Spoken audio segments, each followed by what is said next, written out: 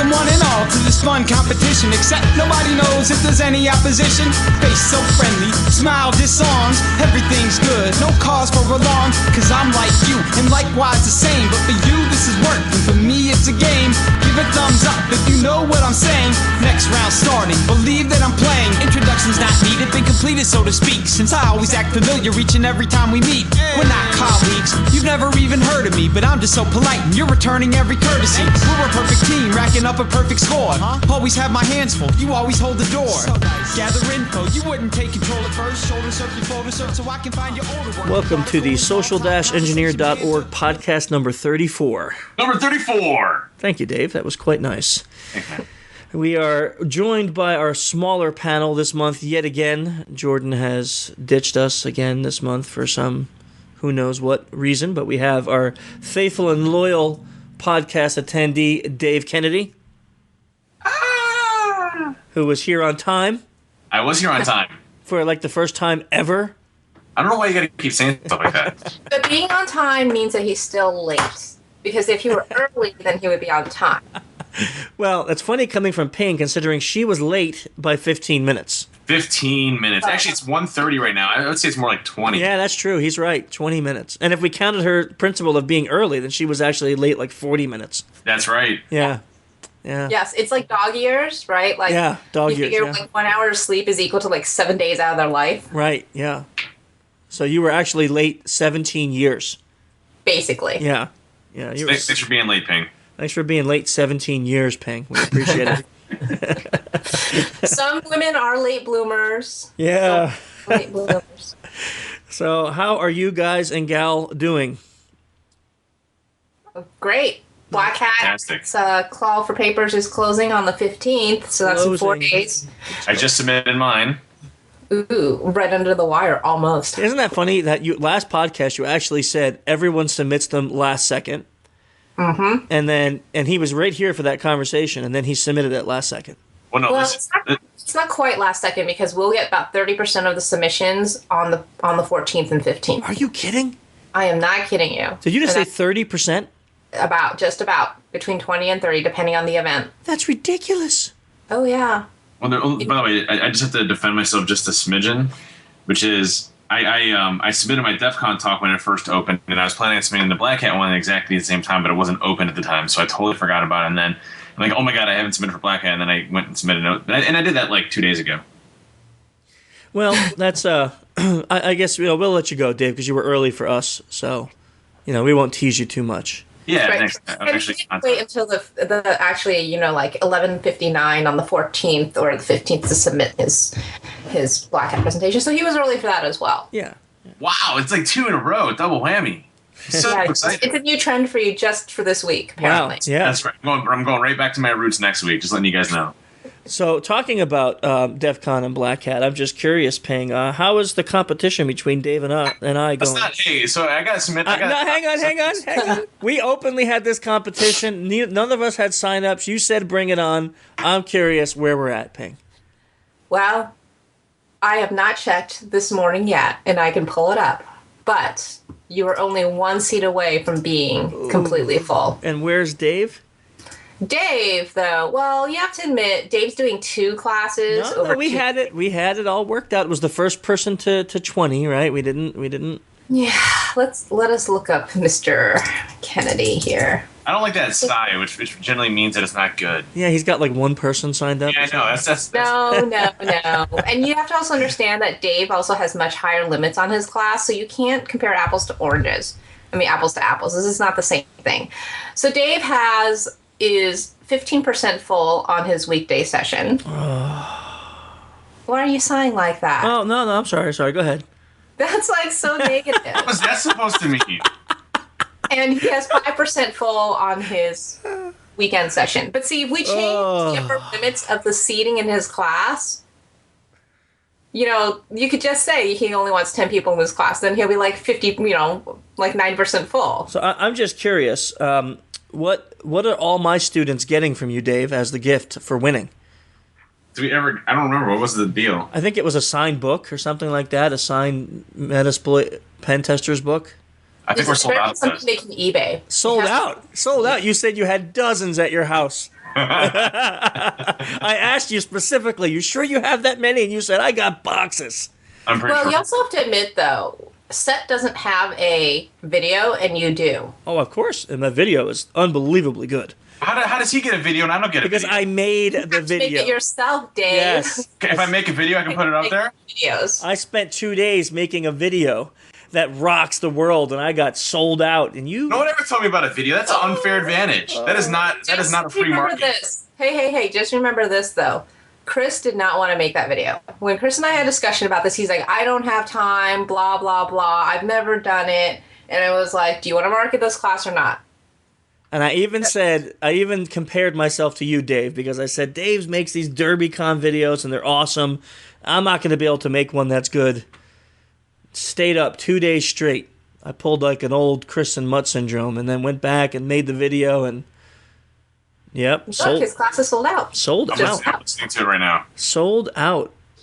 Man, it's I mean, all the trainers and speakers have to take responsibility for promoting themselves. They can't just think that Black Hat's going to do it all for them. Black Hat will do as much as they can, but having a little bit of an extra edge, right, for self-promoting is a good thing. Yeah, I did that. I took that opportunity and beat Dave into the pulp of the So can I make a video and put it on there? Sorry, Yes. it's too late.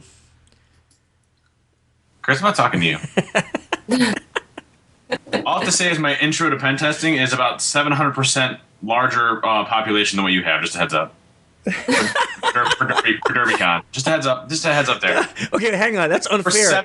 You own DerbyCon. You own it, so it's unfair.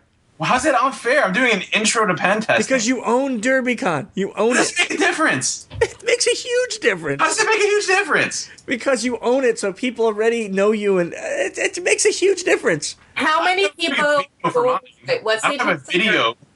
What's the attendance at DerbyCon? The attendance? Yes. It's about last year we had 1,100. Okay. And how big's your class? I think it's 30. All right. I think that's what mine is under that. Mine is a little smaller, like the same at Black Hat. It's 24. But it's Right. It's 1 day. You know, it's a DerbyCon is 1 day, 1.5. You know, like one, and then the morning. So have you been promoting the event, Chris? Because I haven't seen any tweets on that. I haven't because and it's not. I did. So how do you expect people to sign up for that class? Well, I did a little bit, but I can only promote so much at once. I got Black Hat, I got the DEF CON 2 CTFs, I got the T-shirt contest, I got a course that I was doing in August, which just got changed. We'll talk about that in a second.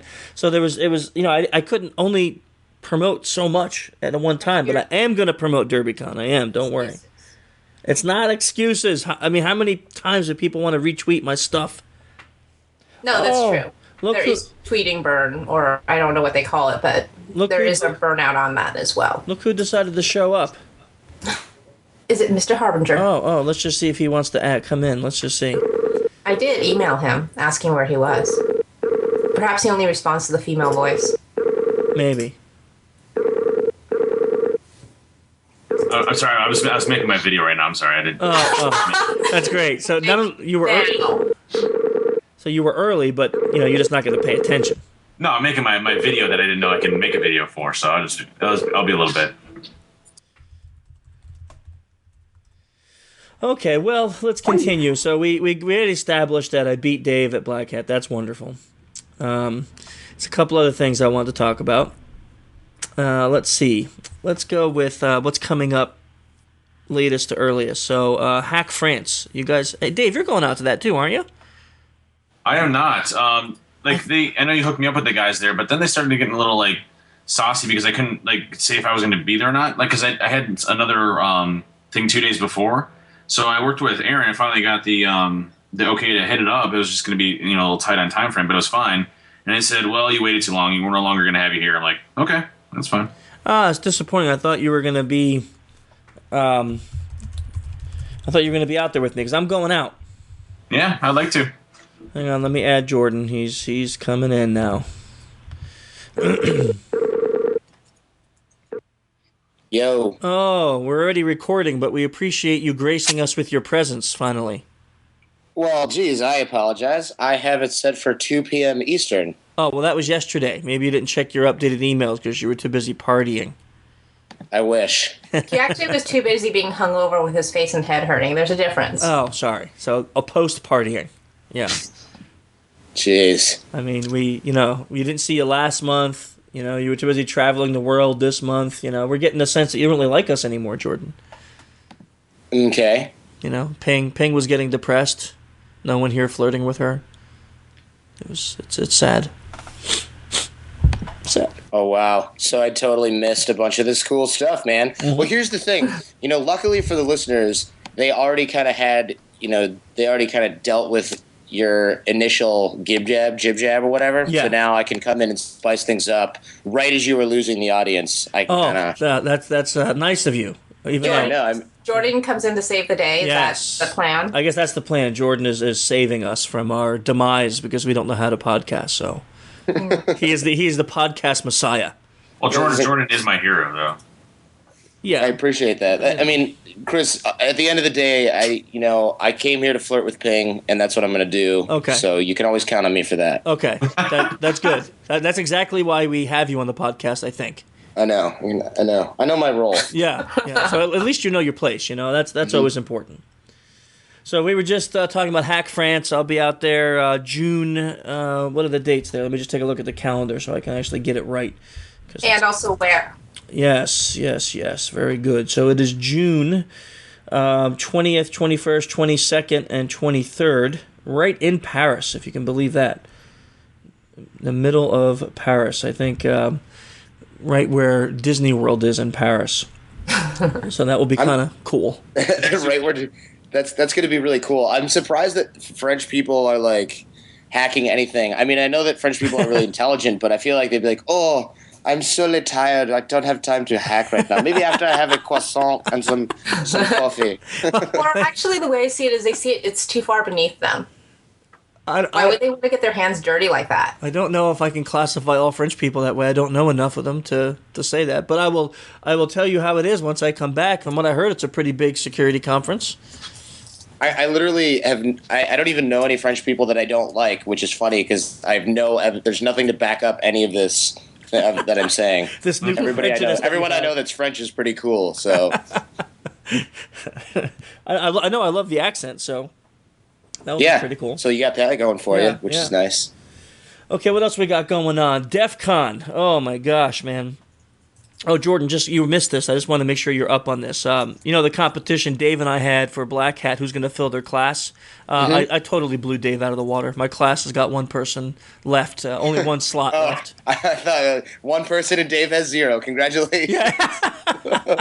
It wasn't that bad, all right? So Jordan, I mean, I don't know why you got to go like that. Yeah. No, I mean, he said I got one person, and I thought, oh, that's really awesome. Congratulations. Like, how do I not sound enthusiastic about that? No, I have one slot left. Oh, one slot left. Okay. Oh, so you were actually defending me. Thanks, buddy. Sorry, I took that. I was. No, that's all maybe good. if you weren't making your video right now, Dave, you can concentrate and focus on what's important. Well, if someone would have told me I could make a video to make this an even comparison or a competition versus it's on the website. So Ping slants one way or the other. I mean, totally slanted towards Chris. It's fine. I saw it on the website, and I asked Ping, "Hey, can I make the video?" And then she talked to me about it. No. Hey, Ping. Can I just take all of Black Hat's announcements and marketing and just use that towards me? I mean, is that okay with you? I mean, I don't take sides. You boys can bicker or whatever. I'm always completely neutral, and I always do what's best for the Black Hat brand. Awesome. So I will tell you exactly where my loyalty lies, and I will cut either one of you in 2 seconds. Now, when you say without a thought. Now, when you say cut, do you mean with a knife, or do you mean cut our classes? Straight razor. Figuratively, literally. Oh, wow. Okay, so both cuts. Great. I mean, that's the whole point, right? Well, if you got to cut, I would say cut my class, but you can actually shank Dave if you want. That's what she did emotionally to me, Chris, when she let you do the video. That's just so you know. I've emotionally been shanked. You know what? This is the thing, Dave. Why haven't you looked at the website, seen how the other because he doesn't pay attention. He doesn't. No. Are promoting their class, the write-ups for the class. That's what I did. And you could have said, "Hey, why is it some people get a video? Why don't I have a video?" Yep. We could have had that discussion. Yeah, that's what happened here. But, Yeah. Anyhow. DEF CON, the CTF, we launched that this week. We put the registration up there, and I mean, literally, I would say within 5 hours, we had dozens and dozens of registrants. I haven't seen it like this in the last 2 years. And all of my fears are being alleviated. We actually have a fair share of women. Now, we need more women. I think that should be a catchphrase. We need more women. I can agree with that. Yes. I can get behind that phrase. Yes, you can. We need more women. We only have maybe a handful that have registered so far for the CTF. How many do you need? Let's get totals here. So Totals, you say a handful. okay. Is that like 4 people and you need 20? No. Actually, that's a really good question. So because of the way the timing has to go, and we can only do calls on Friday and Saturday, usually every year we only are allowed to maybe fit in 15 or 16 calls. So if I split it down the middle, that means I need 8 guys and 8 gals. Which means, and I hate to say this to all the guys out there, there's probably like 50 or 60 guys that are going to be sorely disappointed because they're not going to get picked this year. But I probably need maybe I have five women now, so I might need like 3 or 4 more, let's say, to fill the roster. Dave, stop typing. I'm not typing. That's not me, dude. Oh, sorry. Sorry, Dave. Not me either. It's me. Ping. Why sorry. not play it? See, you know what? That's it. I'm going to mute. Okay, no, Dave, I humbly apologize. All seriousness, I apologize for blaming you when it was Ping's fault. I'm sorry. All right, apologies. Thank you. Ping, you think you can do it? You think you can type on the show just because you're the girl? You can get away with whatever you want. Absolutely. That's not flirting. Absolutely. Actually, Ping, I feel like it's flirting. Dressed. And I'm going to be the prettiest thing on the little riser. And I'll probably be one of the 3% of females in the room. Excellent. Also, we have the T-shirt contest thing, which we got some nice responses. So I think we can use maybe 2 or 3 more people if they were to send their designs in. It would give us a nice round overflow because I'm not going to put every design on the website. We're taking some and only putting some on there. So that'd be kind of cool to have a couple more there. But that's ending this week. So if you're interested in that, make sure you get in there quick. And then the Kids CTF, we launched that too, and the same thing happened, man. Just a lot of registrations already. We're not limiting actually the numbers in that, so we're going to keep that open for a little while and just tell the kids to keep signing up for that. If you're age, I think it's 7 to 16, 6 to 16, and your parents are bringing you to DEF CON, get your parents to come over to the social-engineer.org site and register you for the Kids CTF. It's going to be ridiculous this year because the DEF CON 20, we're like pulling all stops out. We're just going all the way, man. So it's going to be pretty awesome. Okay. Congratulations, by the way, on filling that thing up. That's pretty cool. Thank you. Yeah. I'm actually really excited about. The interns and we were really nervous about the CTFs this year, mainly the main social engineering CTF because it was a risky move. Battle of the Sexes. For the last 2 years we haven't got any women to compete. We got 1 woman to compete in 2 years. So this was a risky move trying to see if we can actually get the women to sign up. But I think we're going to do good this year. So and it's going to really settle this who's the better SE once and for all, women or men. Each year continues to get better. I mean, I'm not just blowing. You know how I hate giving you compliments, Chris. But yes, I do. Each year you do a very good job of making it better, and I'm really looking forward to seeing what happens this year. Thanks, man. I do appreciate that. And all 4 of us are going to be out there, right? That's right. So we're going to be there for the live podcast on Sunday. Well, yeah, I got submitted. I already got accepted to speak at DEF CON. Sweet. And hopefully Black Hat, and then I'll be beginning the class, but I'll be out there the whole time. Make sure it's not Sunday morning that you're speaking at DEF CON. I'll try not to. Please, so you can be there for remember that one year you had to leave early for the podcast? We need you there.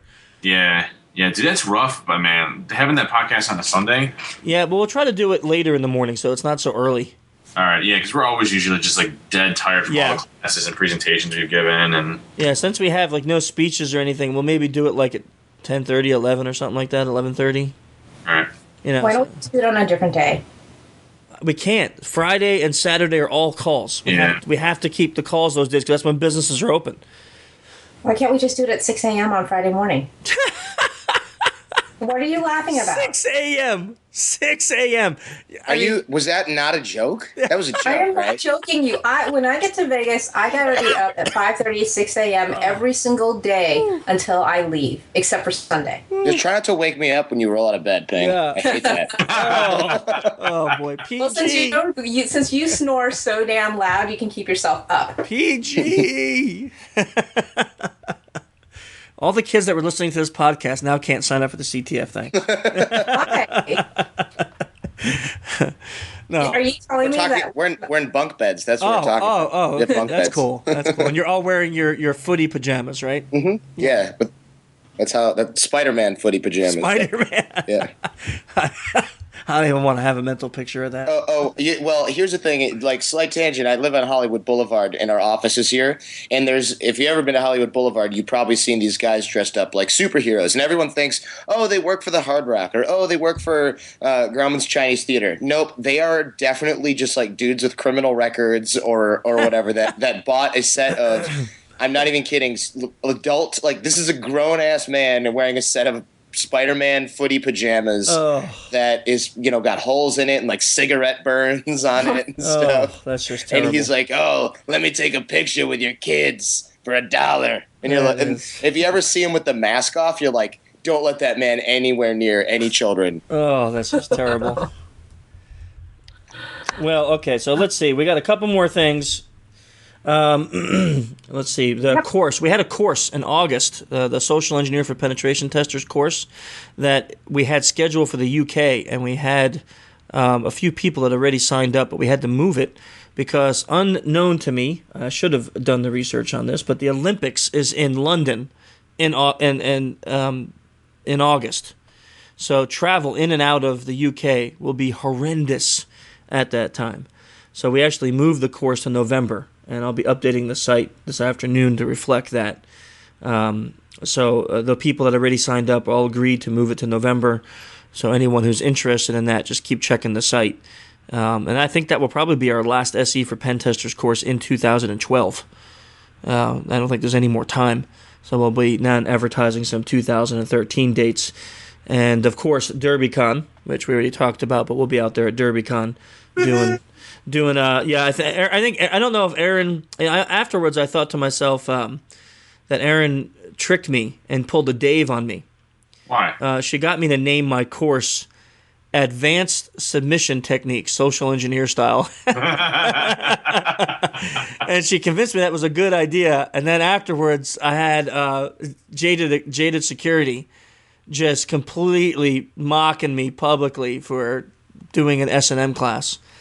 So it totally sounds like some MMA type thing. Yeah, it's like, yeah. You're gonna learn how to choke people out. Yeah, actually, that would be okay. That would even be better MMA than like S&M class by me. So he asked me if I'm wearing like full leather for the with class. Like zipper, like one of those masks with a zipper over your mouth. Yeah. Yeah. The full latex outfit. Which I didn't even want to picture myself, and that's just disgusting.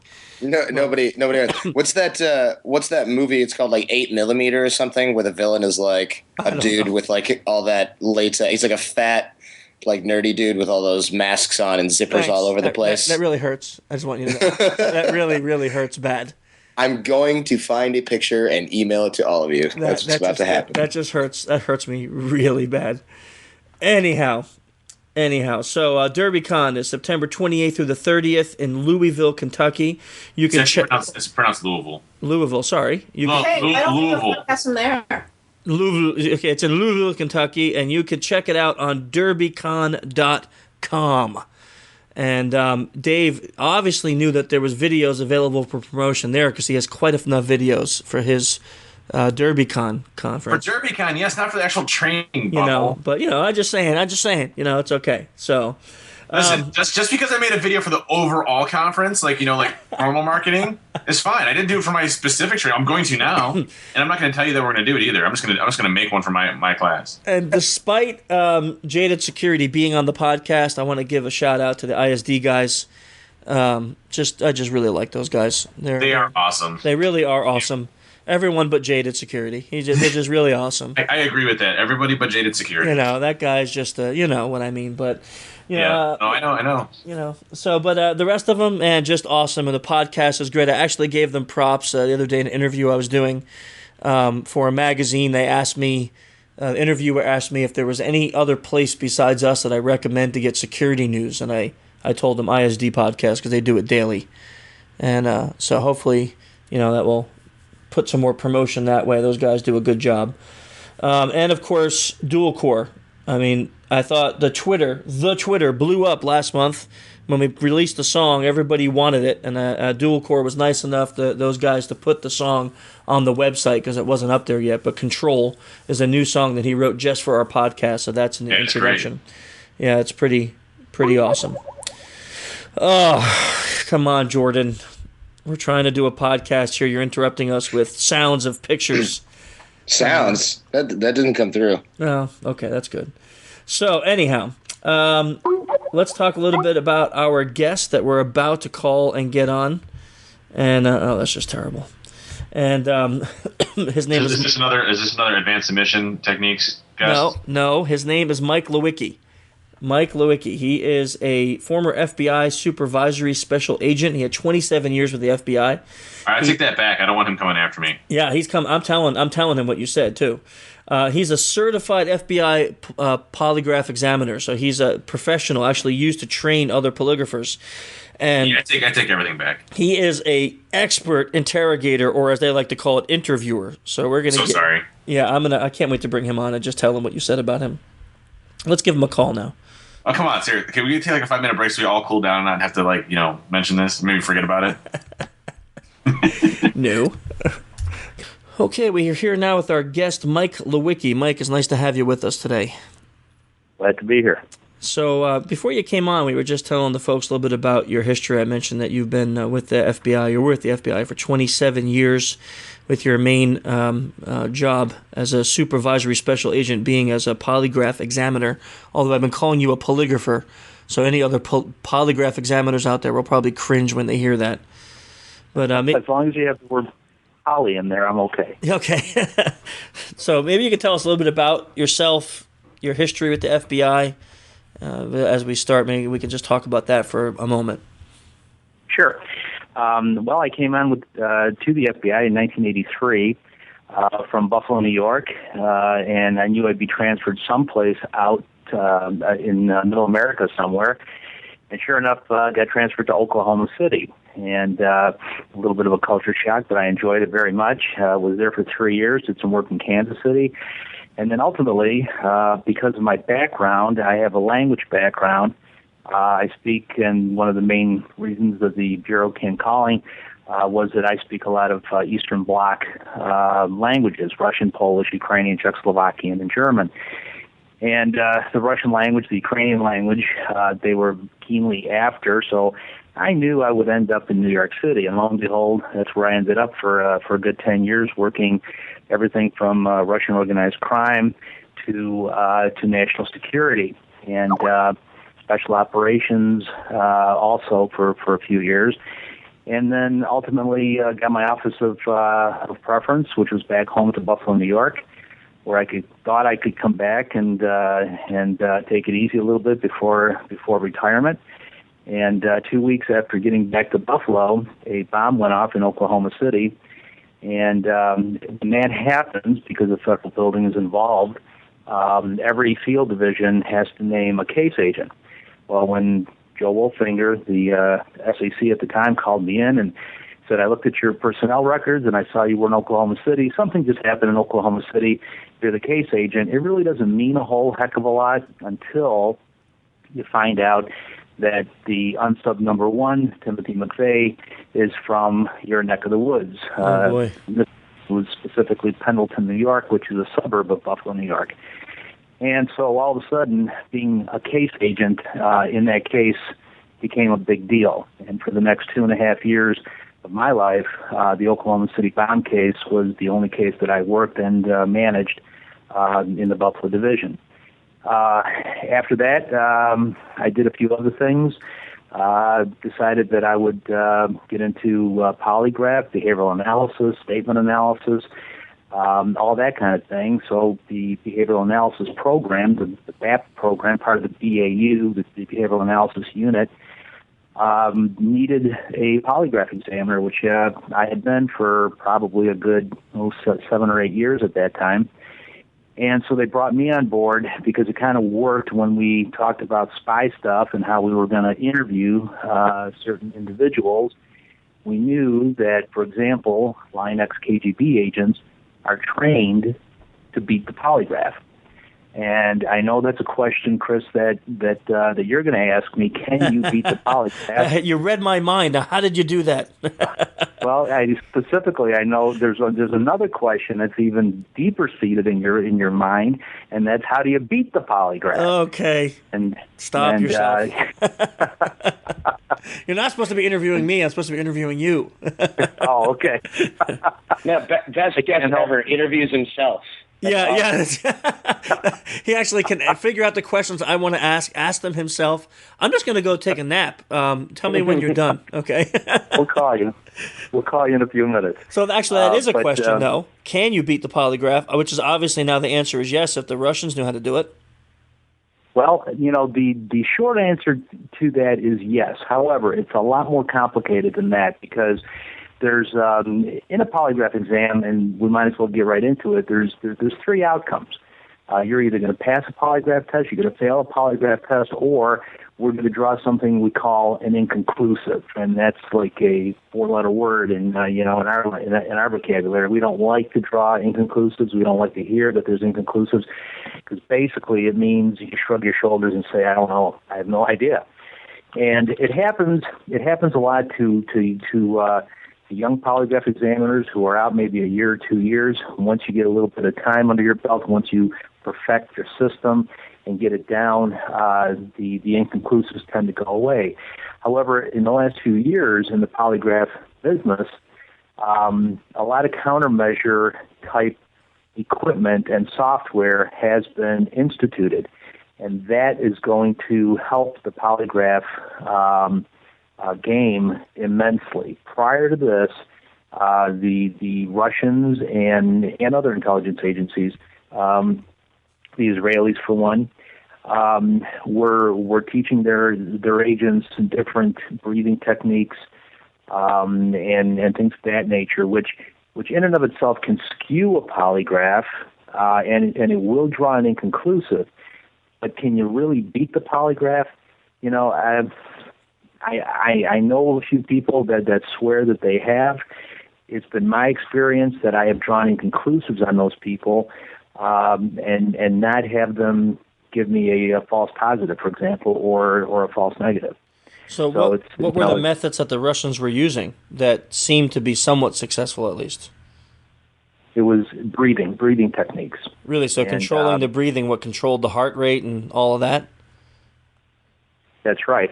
But in order to do that, you have to know the polygraph technique, and that's something that I can't talk about.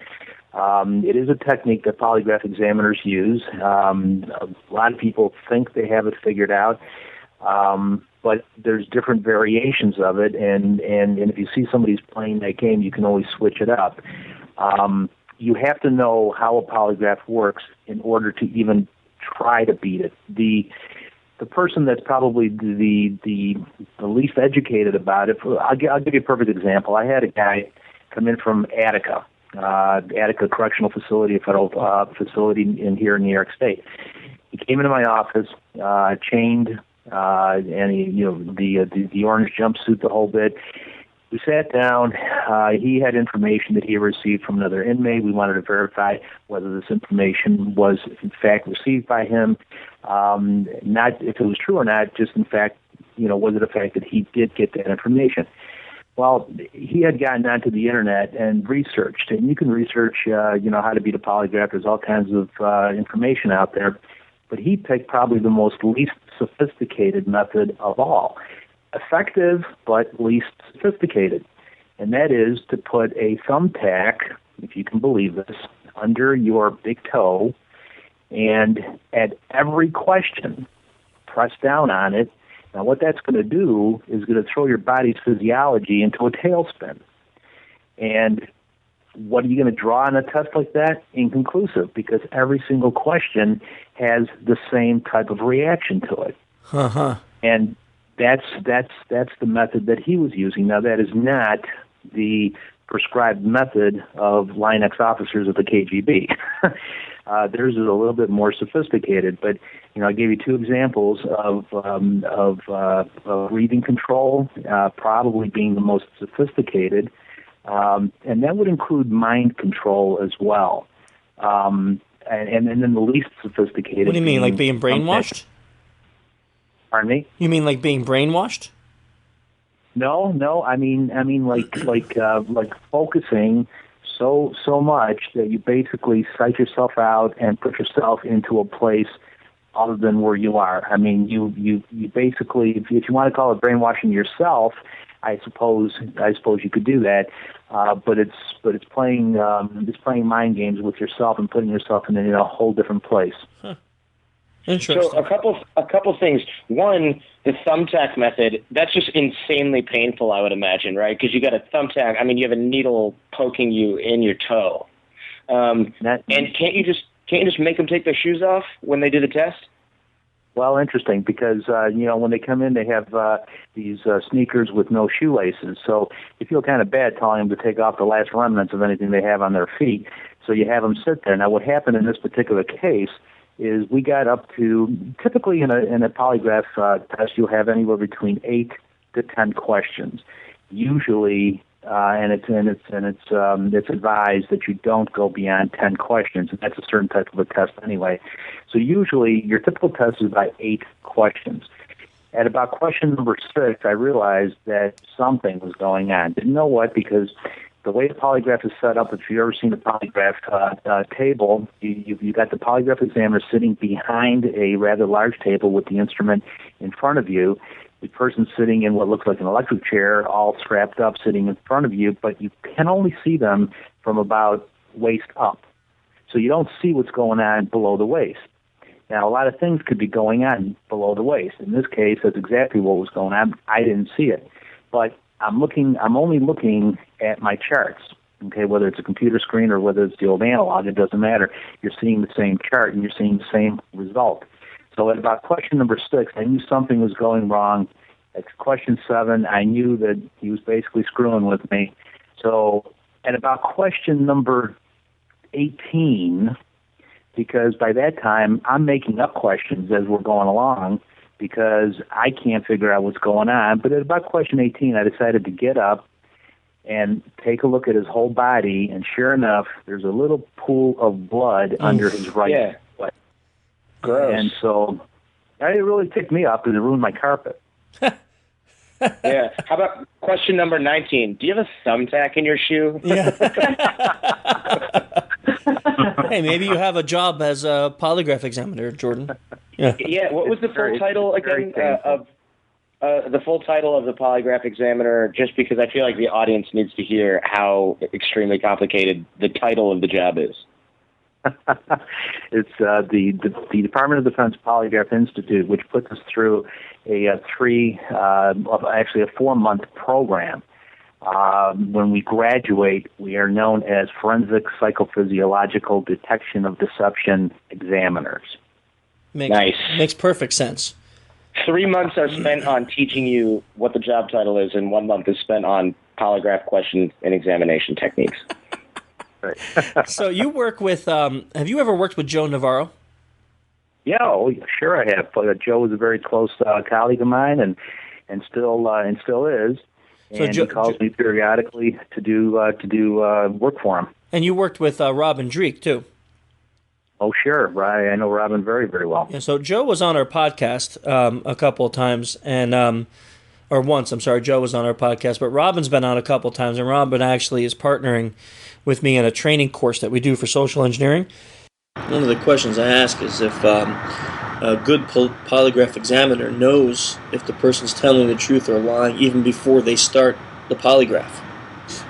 The answer to that is no. There's different factors that go into that. Now, if you're a behavioral analyst and have worked with Joe Navarro, and Robin and I both have worked with Joe, and we've both been on the behavioral analysis team, we have different things that we utilize, namely body language and other techniques. Now, so we utilize those techniques. Sometimes we utilize statement analysis. So if you can do that, and you're good at nonverbal communication detection and deception detection, for that matter, after about a 45, you got to remember that for the most part, you meet a person and you have maybe a half hour to 45 minutes prior to starting that polygraph exam. So how well can you get to know someone in a half an hour to 45 minutes? You have to have good questions. You have to go right to the heart of the matter. You have to make them uneasy asking those questions right up front. And if you can do that, if you succeed in doing that, then maybe you have a chance at guessing which way this polygraph is going to go. Now, I do utilize those techniques. I've actually I have a few other tricks of the trade that I used when I was a polygraph examiner, especially doing applicant cases. Not so much criminal cases, but and I don't mind sharing that with you. I used to leave a couple of very nice looking pens in the reception area when I knew that certain people were coming in, and we had two-way mirrors, and I would watch. And I can't tell you. I think it was 80. Last time I checked was 84% of the people that come into the FBI office to be polygraphed steal those pens. Huh, really? Wow. 80-something percent? And so does stealing from the FBI, right, you kind of ruin your chances of getting a job there? Can't hold that against them because they are nice pens and they do say FBI, and but it goes to the character of the person, and sometimes I'll even ask, and one of the questions is sometimes, depending on the situation, have you ever stolen anything? And here's a person who just stole something, 45 minutes ago. Wow. Did you have a question, Pam? Did I interrupted you? Yeah, I do, because when they take the pen, at Black Hat, we have a large event registration counter. Of course, we have pens there, and they will walk off. And they are not even nice pens. They're just the supplied regular big pens that we have everywhere. And people will walk off with those because they wrote with it, and then they get distracted and they walk away. But definitely I can see if it was a branded pen, like an FBI one or a Black Hat one or a DEF CON one, that people are like, oh, cool, it's a little bit of a souvenir. And they still don't consider it stealing because it was on the counter and everyone writes with a pen on the counter, and usually those are considered a little bit disposable. It's not like you handed them the pen and then they kept it or went back and absconded it. That's a good point. Yeah, how can you tell if they stole it if they're just like me, super absent-minded, use a pen, put it in your pocket, and then like later on you're like, oh, I totally just took this from the dentist office. Oh, well. Well, in this case, there was a lamp and there was a pen, and you are not asked to write anything. You're just asked to sit there. So there's no. Okay. Oh, yeah. Clearly accounting with veneers. What percentage walks off with the lamp? It's not portable enough. Yeah. Very good. Wow, it's still shocking. 80-something percent. 86%. I don't want people to have, the impression that polygraph examiners. One of the things that they stress at the polygraph school in Anniston, Alabama, and that is that not to have any preconceived ideas, and that's very, very important. You may have, kind of hard to do because before you have somebody come in and do a polygraph test, you've reviewed their file, you've sat with the case agent, and you've discussed which way you're going to go with this. So you have an idea of not only what the case agent thinks, but you also have an idea of which way the polygraph is going to go. So you have to prepare for the polygraph, but you go off the charts. Now, the only way that I skew it a little bit is because of the use of nonverbal communication. And if they indicate, and that's only if they indicate to me some real severe signs with their feet, which I consider to be the most telling, or their hands. I don't get involved in micro expressions. I know everybody's heard a lot about that. Joe talks about micro expressions. Dr. Mark Frank up here at the University of Buffalo is studying micro expressions, and in fact has devised some kind of a system, which I'm going to see here in the next month or so, that he's selling to the TSA, similar to what the Israelis use. And he's saying that he's got about a 92% rate of being able to pick out people that are hiding something, or maybe even trying to smuggle something on a plane through micro expressions. I find seeing micro expressions almost impossible with the human eye. You really need computers. You really need to slow things down because you won't see them. And if you're interviewing somebody, you're going to miss everything, because if you're interviewing, you're looking at the person, you have to write notes, your eyes shift down to write, you're not staring at the person the whole time. So, so you use, I'm sorry about that. You use body language cues to indicate if someone is being deceitful or not? Correct. What cues do you look for? Well, I like to use the feet. If the feet are pointed straight forward, usually a pretty good indication that they're going to be straightforward. If they cross their legs, it all depends on which way they cross their legs. Usually people come in to do a polygraph. I don't put them in the polygraph chair. That makes people very, very uncomfortable. I put them in a decent chair away from the polygraph chair. They see the polygraph chair. It's about 3 or 4 feet to their right, but they're sitting in a very comfortable chair without wheels, and that's very important. We kind of learned that during the Wen-Ho Lee investigation. We will put a subject in a comfortable chair without wheels, and we will see how they will maneuver in that seat. So feet is one. So you found in your practice that if they're facing forward, the person's straight forward. Correct. And if they're what if they're facing now? When you say straight forward, from the position that they're sitting, not from how you're facing them, right? Correct. Okay. Correct. So what other indicators do you look for? Because this is an interesting topic for us as social engineers and security experts. This is kind of an interesting thing for us to be looking for, these kind of indicators. Well, it's the feet, Chris, because the feet are the most honest part of a person's body. There was I can't think of the zoologist's name. I think it was David Morris, possibly. Let's say David Morris. I know it was Morris. I'm not sure it was David. I remember he had wrote about our feet communicating exactly what we think and feel, and being the most honest part of our body. And he did that by studying chimps and apes. You go to an airport, and people are returning from a flight, for example. You see something that we call happy feet. That's a very high confidence, very high threshold of jubilation. And what does that look like? Well, people getting up on their toes and and almost jumping for joy, kind of a thing. Okay, I've seen that. That's happy feet. Joe Navarro tells a story about poker players, and he speaks to groups of poker players. He went out to Las Vegas years ago and gave a speech about the eyes. Okay, and he told everybody that that if you really want to confuse your poker playing buddies, wear sunglasses. And then they broke for lunch. They came back from lunch. There was about 200 poker players. He says that almost to a man and woman, they all came back with sunglasses. And to this day, if you click on and watch the poker tournaments on television, they're all wearing sunglasses. That was all because of Joe Navarro and something he said just before they broke for lunch.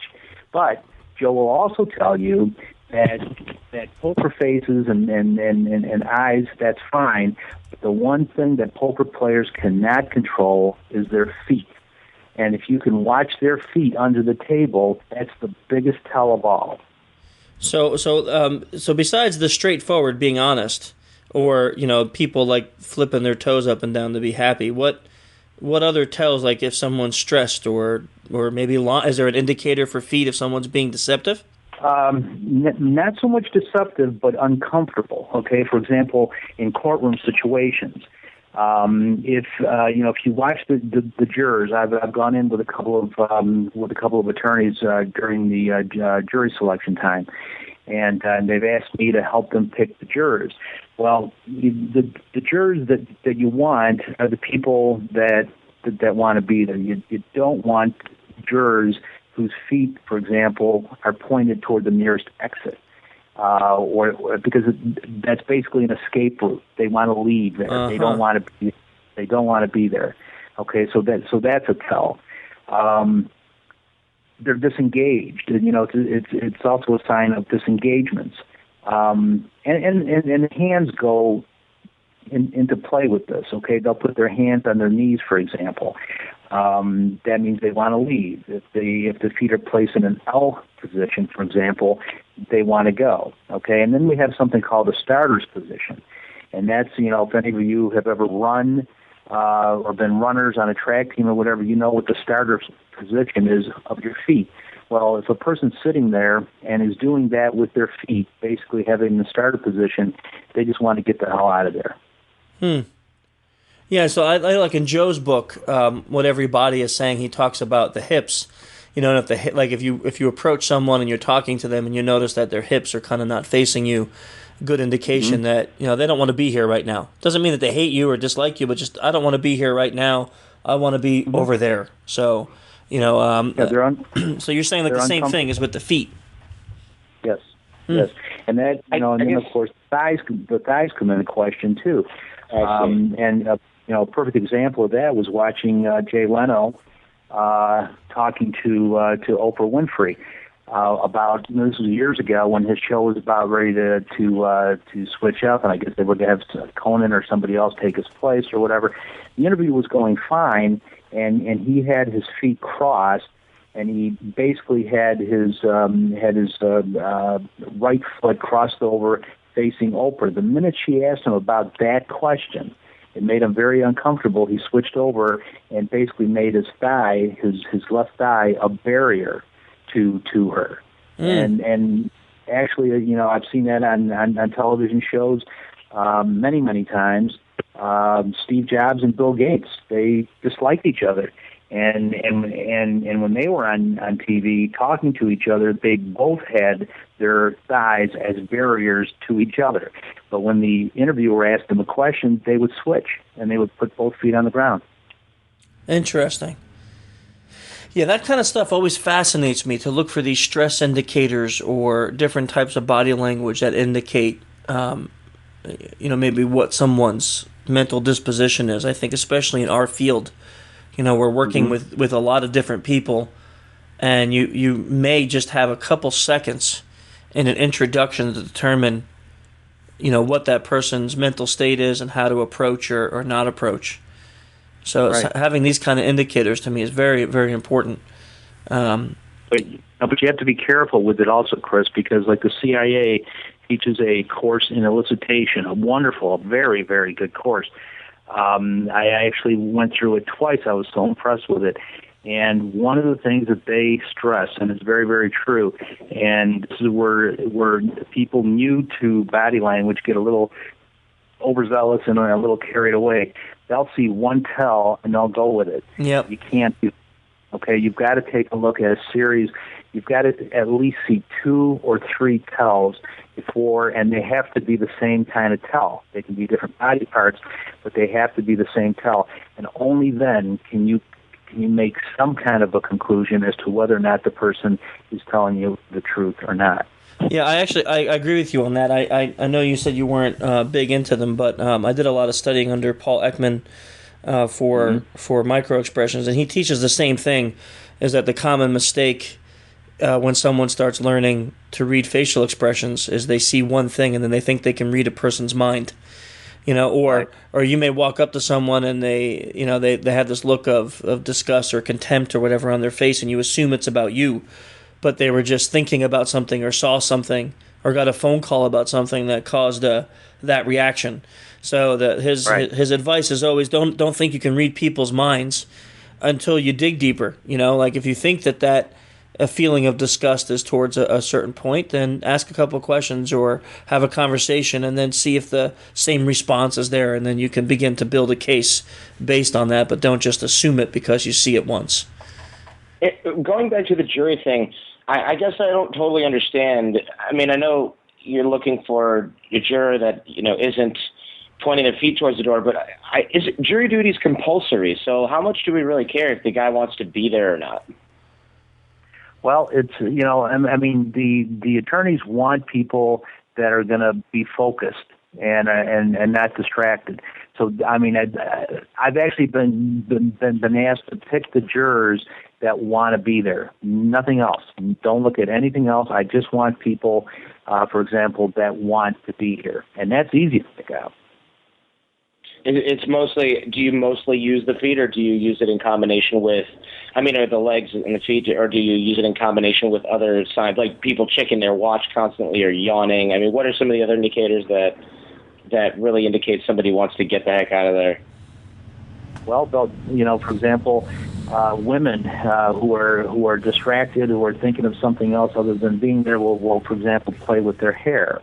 Guys will preen themselves. Prince Charles, for example, here's a guy that's been in the public eye for how many years? You would think that he'd be comfortable. He's probably the most uncomfortable professional politician that's out there among a crowd. He's not comfortable among crowds. The next time you see Charles, watch what he does. He'll preen himself, he'll fix his tie, and he plays with his cufflinks like I've never seen anybody play with cufflinks. These are all indications that they really don't want to be there, and they're uncomfortable. That's really interesting. Especially what you're saying with the indicators as far as like you were talking a little bit about the women when they're playing with their hair, or when you just thinking about like what Jordan does for a living. Right. How that might be applicable. Jordan teaches classes to help guys have more confidence in the dating scene. So he works with guys who maybe have really dangerous jobs, do these amazing things, jump out of airplanes into fires and stuff like that. But then when it comes to talking to a girl, they're like the 90-pound dweeb. So something like that. Like if you were, I'm just trying to think of this also in a social engineering sense. When you're approaching somebody and they see you, they catch their eyes on you, should you be looking at what their feet, their legs, their hips do in order to indicate their interest level in you? Not initially, but eventually, yes. These are very, very strong tells. If you're talking to somebody and they don't want to be there, just like you had mentioned before, they'll blade you. They'll turn their hip. They'll point their feet away from you. Okay, if they're interested in you, they will sit there and their feet will be pointed toward you. But you said not initially. So why not initially? Like why not on the introduction or when you just walk up? Well, I just feel that would be very, very uncomfortable if you walk. I mean, if you can catch it out of your peripheral vision, fine. But I'd hate to see a guy walking up to a woman that he wants to talk to, staring at her feet. That's true. Yeah, that's a good point. Good point. One of the ways we actually use this concept at the Art of Charm is if a guy's got a problem coming across as needy, or if we're approaching a girl that's gotten a lot of approaches in a given evening, we actually won't approach directly facing her. We call it negative body language. So we might approach facing her and then turn around to sort of showcase the non-neediness. So we're not pointing our feet directly at her. We're not pointing our hips directly at her because it's a little bit intimidating. And also it comes across as, I'm here only to talk to you. It's less situational and it's more direct. Yeah, and that makes a lot of sense.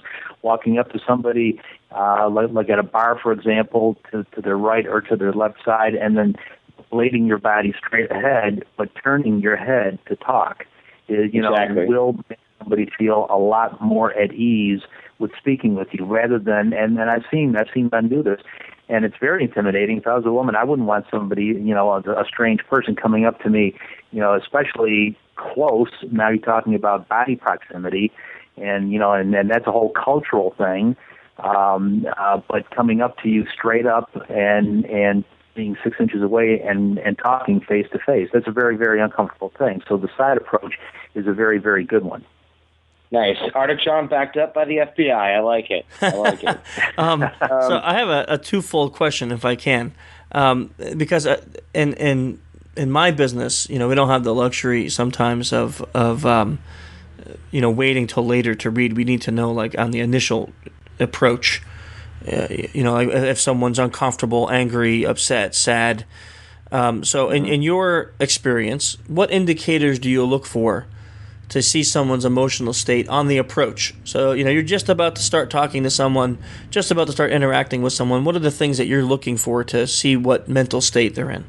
Well, the first giveaway is the mouth, okay? You can tell an awful lot from a person's mouth. When I say mouth, specifically I'm talking about lips.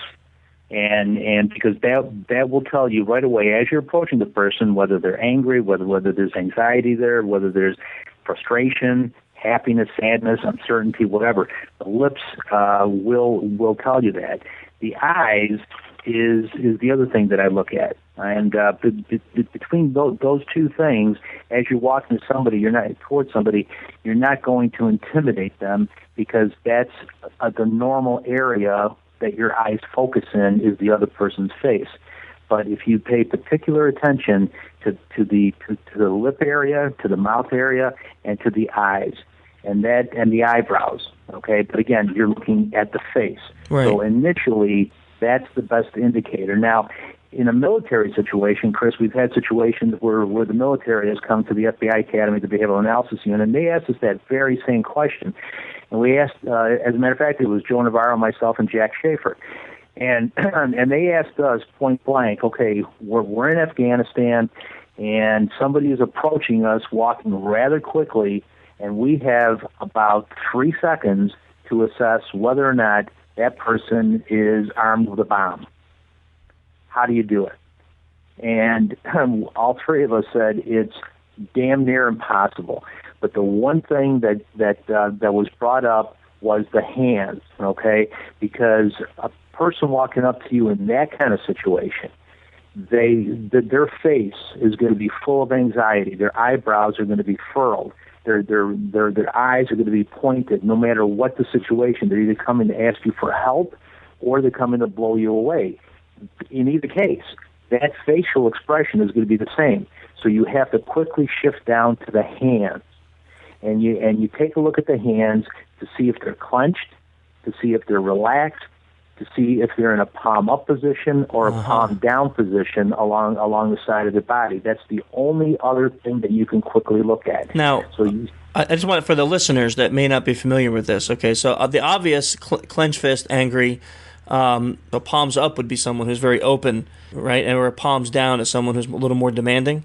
Right, palms down, it's a very confident. Yep. Somebody with palms down, is showing a lot of confidence, and they know what they're doing. I'd be worried about a person coming at you palms down. Right, and palms down, and this is where we see a lot of this in the political arena. Besides Bill Clinton, I think there's probably not many politicians that ever use the palms up. Right, so they always have their palms down when they're pointing and gesturing and talking. So it's almost like you're saying confidence, but to the point of arrogance, right? Correct. Okay. Now there is there's two people that you'll recognize that were masters at using palms up. One of them was George Bush, Jr., and the other one was, do you remember Marcia Clark, the prosecutor in the O.J. Simpson case? I don't. No. Marcia Clark. She was the prosecutor. She used palms up gestures all the time. I know Bill Clinton's another one who always had his palms up. Yeah, when he spoke. Bush always kind of did it where he was. It's very much like a I don't even know what's going on here type of thing. But it's very innocent, and it's kind of like, hey, I'm relatable. I'm just like you. This is an unusual situation, kind of thing. And I do it when I talk to cops, unless I'm telling them what my version of events of what happened, and then I'm palms down because they assume that you know what you're talking about. How many times are you in but like, situation? I live in Hollywood, and there's cops everywhere, and there's always arrests going on and stuff. And I used to be a bouncer when I was younger, in Detroit, so I used to have to talk to the cops all the time. And it was like, this guy says you threw him down the stairs. And I'd be like, no, he fell. He's drunk. This person was intoxicated and he fell down the stairs. Because I'm not a big guy. So if I wanted to get a 300-pound guy out of a bar down some stairs and he didn't want to go, there was probably only one way that was going to happen. And that was, he had to fall down the stairs by accident. Anyhow. Anyway. But you said something very interesting there. You're right. Bush, when he talked like that, he had the palms up gesture. You're right, like this is a unique situation. But when that happens, when you're trying to explain something that you really don't have the full grip on, the shoulders come into play too. Yeah. Because he's got the palms up and he always shrugged his shoulders to give exactly what you just said. That idea of, hey, I'm not sure what's going on here. This is a unique situation. But to me, that doesn't exude the openness as much as confusion, which then makes me lack, at least as reading body language, it makes me lack trust or lack confidence in that person. It's like someone saying... It makes them more relatable, I'm right? not sure. I don't know. I don't know if that's the case. I mean, Mike, I don't know if it makes them more relatable, because what they're basically saying is, like, if I came to you, Jordan, and came to your class, and every time I asked you a question, you put your palms up and shrugged and said, I don't really know the answer to this. I'm not really sure. We'll figure it out. All of a sudden, I don't view you as the leader. I don't view you as the guy in front of the class teaching. I view you as just one of us, and I don't want that from you. You're supposed to be my teacher. Whereas someone that's what Bush wanted as a president, though, right? It's for like people who are in the middle of America and kind of confused about all these complicated world issues to be like, this guy, at least he's like me. I trust him because he's like me, not necessarily. I guess that's a good question. Is it more important to be trusted because of or viewed as a highly capable person, or is it more important for them to trust you because you're a relatable person? It depends who you're talking. If you're talking to people like us, we want to trust you because we feel you know what you're doing. Yeah. But if you want to relate to middle America and to people who don't read the papers and don't follow politics, then you're going to give them that shocked look of expression with the palms up, the shoulders shrugged, and your eyebrows, as high up as they can possibly go. And basically, I'm one of you guys. I don't get it either. And actually, right. And actually, there's a term for that. It's called a rogatory display. And what it is basically you're pleading. It's a prayerful kind of position. Okay, can you just say that again? It's obligatory? Robatory. Robatory. Okay, robatory. Yeah, it's known as the rogatory display, and basically it's a prayerful position where you're pleading with somebody to either believe you or trust you. Uh-huh. Yeah, now, again, my statements weren't pro or anti-Bush or anything. It wasn't a political statement. It was merely looking at the body language. And what you said identified why maybe I have a problem with that. Like you said, when you're talking to guys like us who maybe understand it, you want to be one way. But when you're talking to middle America, you want to be another way. So that you actually identified perfectly why maybe that kind of a thing doesn't fly with me. If I'm talking to somebody and I'm asking questions, you're my educator now, Mike. You're my educator. So if we were sitting in front of each other and every time I asked you a question, you wanted to make yourself just like me, I don't want that. I want you to be my teacher. So if you're showing lack of confidence or lack of knowledge, I'm going to just stop asking you questions. I don't feel compliant with you anymore. Whereas someone who does the palms up, but in a very confident way, not with the shoulder shrug. To me, it's a very open expression, like, hey, man, this guy's trustworthy. Look at him. He's not demanding me. He's not commanding me. He's not telling me here's what I must do. He's saying, come on, guys, come along with me. I know the way. I know exactly what you mean. You're absolutely right. But let's take it to another level. Let's take it from a criminal perspective, okay? Yeah. Where somebody in court or even during an interrogation will make a passionate declarations, declarative statement, something like, and we hear this all the time.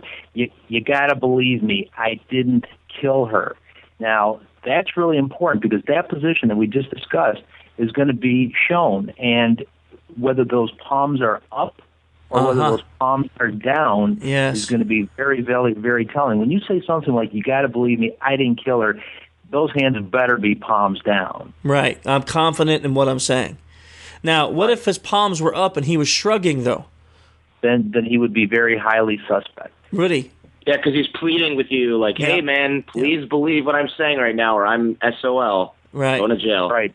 Right. I mean, at this point, I'm discounting the eyebrows, and I'm discounting the wide bulb eyes. I'm looking at the hands. Yep. The hands are telling me, the palms up. He's pleading with me. He's going to be suspect.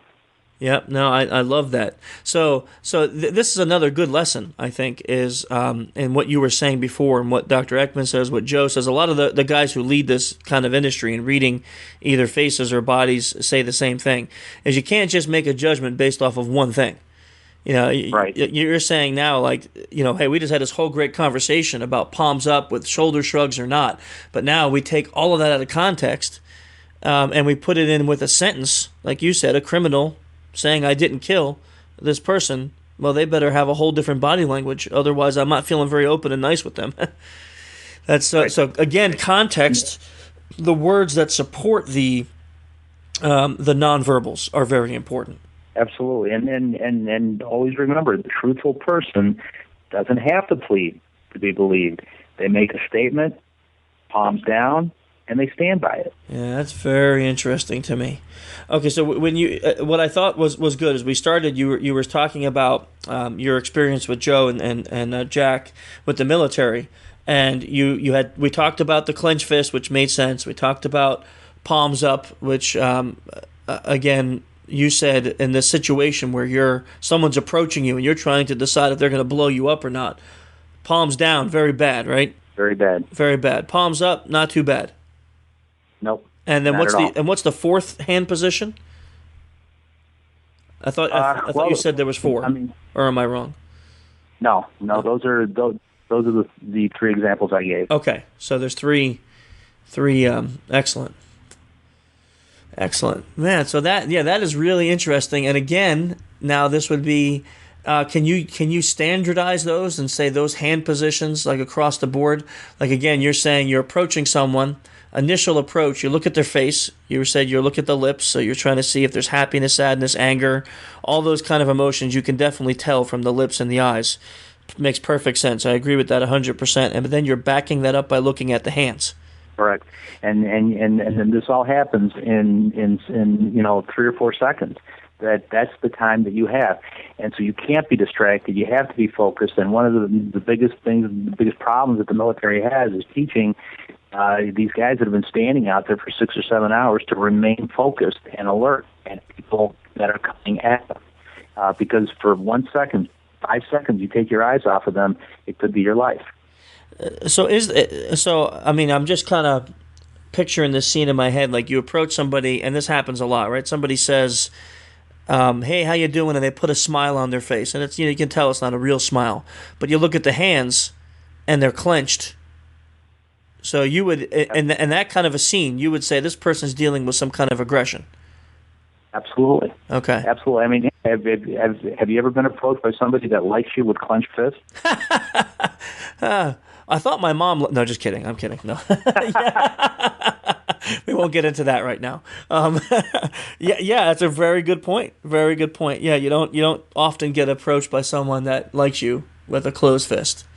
So no, yeah, not at all. Very, very interesting. But now, and I just want to reverb this because we have a lot of conversations about this on the podcast. If you were approaching somebody and they saw you, so you had visual contact, you looked at each other's eyes and you saw this, hey, what's up? They have a smile on their face. You look down, hands. Can you assume that the clenched fists are for you, or maybe they're dealing with aggression or anger at something else? Do you inquire more, or do you say, because of this initial approach, that emotion that they're feeling is towards you? You would have to make a quick judgment summary, and I would summarize it to the aggression toward me. Okay. I mean, if they're walking quickly, and it's toward me. I mean, I would stop them. You have to stop them. You can't let them approach you. You got to make a split-second decision. Yeah. Now, so one of the things I always do when we talk about nonverbals on the podcast, because this is the part that I think a lot of the guys in this field we're not focusing on, but this is important. There was a study done at a northern university. A group of 4 scientists got together and they started to develop this. You probably read these papers on things called mirror neurons and things like that, where they started to come up with the concepts that the body language, or let's use the total phrase, the nonverbal communications that we portray can affect the emotional state of the person we're communicating with.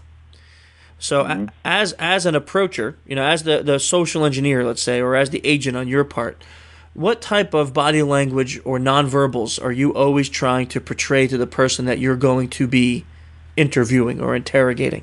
Simply the fact that I'm open to anything that they have to say to me. I use a lot of palms up. Okay. I don't step into their comfort zone. By that I mean body proximity. I'm very careful of that, and I don't touch them. There are people that that will shake your hand, with their right hand, put their left hand on your shoulder. I do that all the time.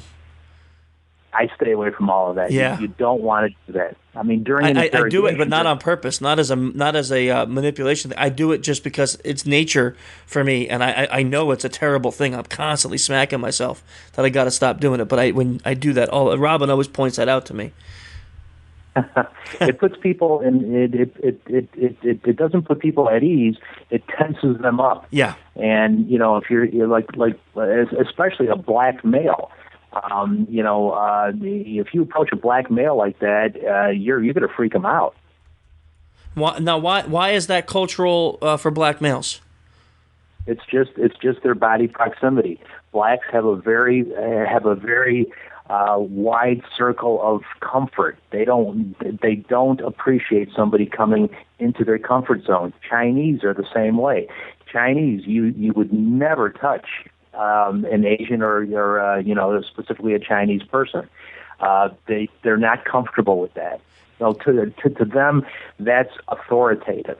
My wife is from Thailand, and we went to visit her family. And I learned that the hard way. You don't ever touch a person from Thailand on the shoulders or above.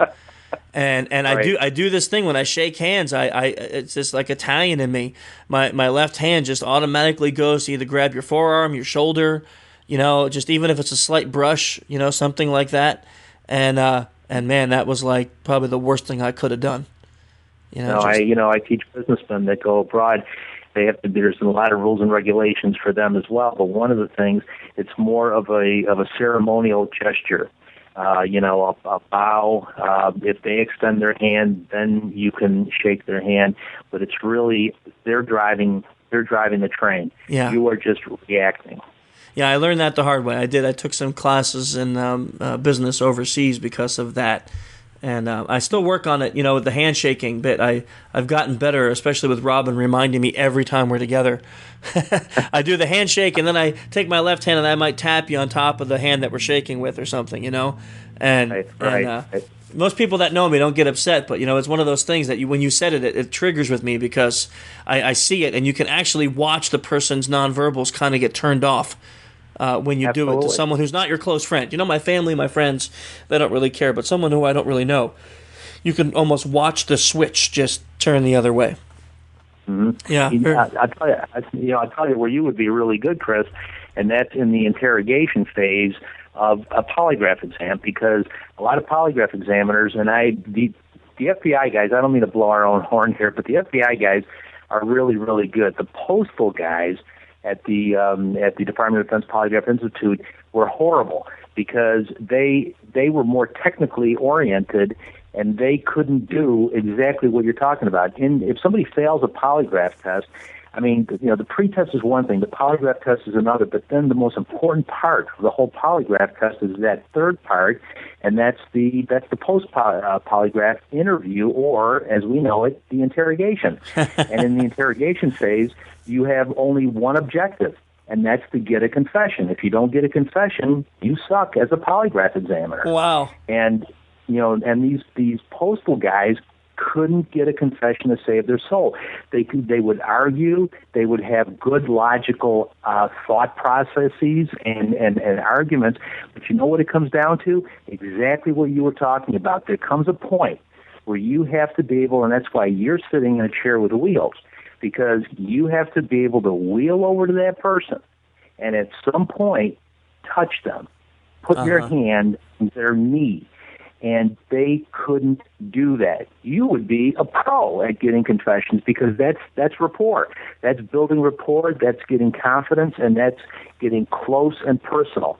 And depending on the person's culture, for example, I did a polygraph. I thought there's no way on this earth that I'm going to get a confession from this Puerto Rican male, big Puerto Rican male, mean-looking big Puerto Rican male. Yet I got to a point where I wheeled over knee to knee. My knee touched his knee. He didn't flinch. And a little while later, I'm talking hours. I'm not talking minutes here. I'm talking hours. But eventually, I had my hand on his knee, and he gave me a confession, something I would have never at the beginning have said that I can get a confession from this guy. Matter of fact, I would have said just the opposite. Yeah, that's interesting to me. Rob and I have had discussions with this before too. I love the whole rapport building process. I love Robin's book for that, the 10 steps to that. Just tremendous work on that. I noticed that you speak a lot of languages, which I think is awesome. I also speak 4 languages, and I'm actually learning Mandarin now. And one of the things that I use a lot when I learn languages, I usually learn by living overseas because I hate taking language classes, and I'm not that good at learning things out of books anyway. But I use a lot of nonverbal communication when I learn languages, and I was wondering if you learned a lot of your languages after you were good at nonverbals, or in what role do you think that even knowing or learning other languages has played in your expertise in terms of reading and interpreting nonverbal communication as well? Okay, that's a great question, and my answer to that is very simple. I was born in Brussels, Belgium. So when I came over here to the United States, I was 2 years old. We used to go to a market here in Buffalo, and it was predominantly Polish, German, Czechoslovakian, Bulgarians, and without knowing it, I was learning body language because I didn't speak those languages. I spoke Ukrainian. And all these other languages were being talked around me, and I had to pick up on what they were saying, or I'd be standing there for 3 hours and not being able to order, Polish sausage to go. And I watched my mother, and I really picked up a lot of cues from her. She also didn't know the language. Now, most of the language there, yes, there were a lot of Eastern European languages spoken and all that, but English was used a lot too. We didn't speak English. English is my second language. Which I would never be able to tell that. You don't. You're doing pretty good with it. Yeah, I mean, you don't sound. That's amazing to me. I would not have been able to tell that. I don't think ever. Well, thank you. By listening to you. Again, I was just 2 years old, but that's a wonderful question because the answer is I learned body language because I had to in order to survive, and then I learned English. Yeah, that is a very interesting question. When we talked to Joe Navarro, he had the same exact experience coming from Cuba, and coming into America not speaking English, and having to learn to read people's body language and facial expressions in order to communicate. So Jordan's doing the same thing when he travels abroad. He's learning the language, but what he's really learning is the body language. Yeah, amazing.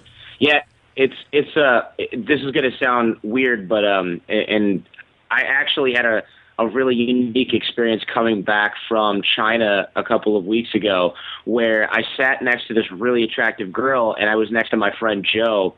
On my show, he's known as Sailor Joe, and I said, "All right, I'm sitting in the middle." He's like, "Fine, I'm just going to sleep." So as soon as I saw the look in this girl's eyes when I sat down, I tapped her and I said, "Something's going to happen on this flight." And so I started trying to talk to her, but she only spoke Chinese, and I don't speak a word of Chinese. So I kept using basically the negative body language that we were discussing before, where, you know, your feet aren't facing or your knees aren't facing. And then I would turn and face her and show her some pictures on my camera or something like that. And then she would turn towards me and show me the in-flight magazine and point to, I guess, cars or jewelry that she had. And I said, okay, she's trying to impress me right now. So, you know, she obviously likes what's going on here. And by the end of the flight, she was holding my hand and she was sleeping on me, like she had her head on me. And all the way to the baggage claim, she was holding my hand and she gave me her phone number. And this is no words exchanged. And I thought that was really interesting because I thought, okay, pretty good at the nonverbal stuff, but this is exclusively a nonverbal interaction. And I thought of the idea that, you know, we didn't even need language to do that at all. And I think it just goes sort of testament about how much communication does happen nonverbally, such that you can actually have a romantic interaction with no words with somebody that you don't know. And I thought that you know, in terms, go ahead. I was just going to say that you have just proven what all the studies that we've all been reading says, that up to 70% of all communication is nonverbal. Yeah, I mean, I think that's even a low number personally, but yeah, it's hard to say. But I think, you know, going back to the language learning stuff, it makes perfect sense that the more you learn a language by living in another place or by trying to communicate with people where you don't have a common language, the more you use that nonverbals. And when you start to learn a little bit of a language, have you learned any languages as an adult or only as a child? No, it was harder to learn as an adult. But as a child, I knew Ukrainian. I learned English. The Cyrillic alphabet is used in Ukrainian, so I was able to pick up Russian. And phonetically speaking, Ukrainian is the closest to Polish, so I was able to pick all of that up. But the other languages that I took, Czechoslovakian, German, that was tougher. And I did that as an adult, and it was really tough because the guy that was the two separate teachers who were teaching it were not ethnic Czechoslovakians or Germans. They were, I think both of them were Polish actually, and so it was difficult because now I'm just concentrating on the verb tenses, and stuff like that. And you don't learn languages like that. You're absolutely right. The books, the words, they don't mean anything. You've got Middlebury College in Vermont figured this out a long, long time ago. And there's other colleges, obviously, throughout the country that I'm sure you guys are aware of. Total immersion in a language. That's the only way you're going to learn it, and even better if you can go to that country and immerse yourself in the culture as well. Oh, I agree. Yeah. I have some friends that took a language class for Spanish, and they struggled for months. I mean, almost a year just trying to pick up the basics here in America. And then they went for like 6 months to Honduras. And within 6 months, man, they were fluent. They came back, and it was like they were speaking Spanish to the local Spanish people with absolutely. They were shocked. The Spanish people were like, "Whoa, these people know the language."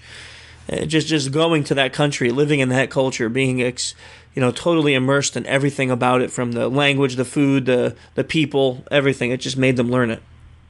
Sure. And like when Jordan travels, abroad and practices a language, he's not only verbally practicing this language, his body language, he's giving off body language that he's mimicking the body language of other Mandarin speakers. Yeah. Yeah, exactly. And I think it helps you hone body language so well when you're learning another language, especially as an adult, because in order to communicate, you have to become more conscious of your body language to be able to be understood, and you have to be able to read other people's body language in order to understand them if your language skills aren't up to snuff in the beginning stages of learning a language. So you start to notice at a conscious level body language and what it's communicating, and I think that's been really powerful for me in terms of learning body language, almost manually or consciously, whereas most of us, we know what we know unconsciously, and that's pretty much it. We don't usually develop from there. And females who communicate much more with each other have a much sharper understanding of body language than most guys. Mm-hmm. Yeah, you're right. Do you have like a website or something you want to promote, or any place online people get info about you? Well, actually, I'm in the process of putting together a website. At the Joe Navarro has been knocking me silly, calling me every name of the book for not having one. So I'm finally, putting one together, and I'll have one here shortly. But if anybody wants to get a hold of me, my email right now is the best way to get a hold of me, and that's just simply mliwi@aol.com. Okay, so we'll leave that in the podcast if you want people to be able to email you, and if it's okay with you, I'll put some of the bio that you sent me up on the website, on our website. Sure. So people. And I'm also on LinkedIn. So if anybody wants to connect with me on LinkedIn, I'd be more than happy to accept them as a member. Excellent. Your advice here, your points have been invaluable to us. In our industry, not just what Jordan does, but in our industry, in the security industry, when we research and analyze some of the attacks that have happened on companies, many times the things that they do over the phone or in person, a lot of times we'll see these principles in play. Now, it's probably more likely than not that the malicious hackers don't realize what they're doing, but somehow they have a knack for it. They're good at it. So if we can analyze it, understand it, then we can help our clients, our family, our friends all be educated so they don't fall victim to this. So this kind of information, to me, is just invaluable in that sense, but also invaluable just in everyday communications with other people. So I can't thank you enough for making the time to come on here and share some of that knowledge with us. Oh, I enjoyed it. Thank you very much for having me. I appreciate it. It was nice meeting everybody. It was nice meeting you too, and I'm sure we'll get a chance to talk again soon. Okay, I'm looking forward to it. Thanks again for being on. Yeah, so interesting. Anyhow, Mike had to go. We lost Ping too. She had a call she had to jump on, so Ping's not here. Yeah, and I have to apologize for bouncing in and out there. I think the guys that are putting my fence into my house knocked out the internet, so I have zero internet. I'm using Skype right now through my phone. So that is just, you need to go out there and beat them up. Yeah, no kidding. I already did. Good. That's just terrible. Did you tell him you're on a very important podcast? That was a cool one, man. That was interesting. I was quiet because I was just like, everything this guy says is interesting, and I don't want to like screw up the flow, right? But I was real interested in the fact that, especially because he told me that I was right, and you know how much I love that. So, I was about to bring that up. If you weren't going to, I was going to bring that up. That he validated everything you guys are doing there. Well, what I loved, yeah, it was cool. What I loved about it was there were some actionable pieces that all of us can use in this podcast. There was like we're walking away with something to add to our arsenal, which I love when we have a podcast that does that. I love when we're able to have one that people can listen to and then go and try something and go, wow, that's really cool, that works. I think that this was a great one, and he's really. I would never have guessed that English was his second language. Yeah, that's.